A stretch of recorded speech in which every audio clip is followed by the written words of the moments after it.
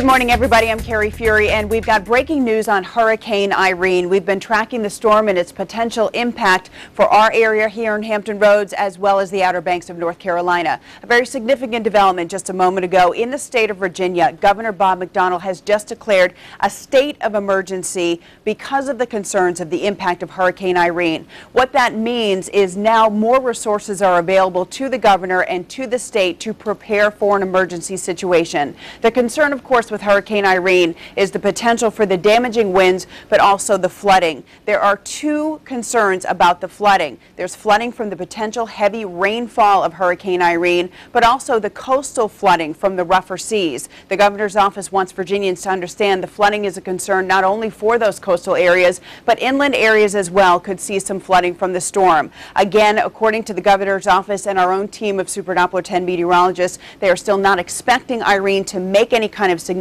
impact to Hampton Roads until Saturday, but the governor's office declaring a state of emergency today again makes available resources. It says the governor's emergency declaration ensures a fully coordinated state response to support local initial recovery efforts. A declaration also decreases time needed to get personnel, equipment, and supplies on scene. Again, it does not mean that the storm is suddenly expected to be much worse than what we have already told you, which is pretty significant, but just that declaring the state of emergency now ahead of the storm means those people and those resources who know exactly what those words mean in terms of getting to their task forces and their emergency operations centers, they can start doing that now ahead of the storm to ensure a better response. Something else coming out of the governor's office that is very significant when we talk about hurricane evacuation routes, as we have throughout the morning, and letting folks know there are several ways out of Hampton Roads should an evacuation order be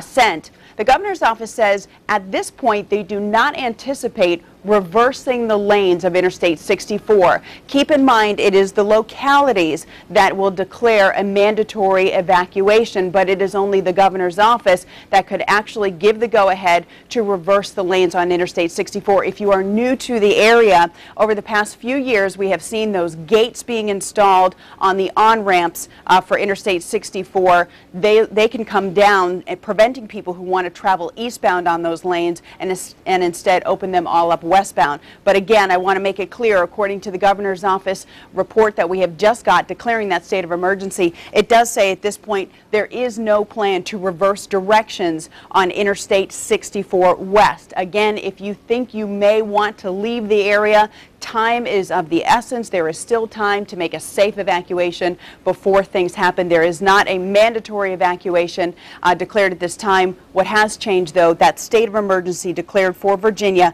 again, so a coordinated response can go into effect right now ahead of the storm. As for the latest track and strength, we want you to go to wavy.com, click on weather. That information is there for you. And of course, we are getting all of these updates, including this one out of the governor's office, prepared for our broadcast Wavy News 10 at noon that starts within this hour. Right now, we're going to go back to regular programming. I'm Carrie Fury. We'll see you again on Wavy News 10 and at wavy.com.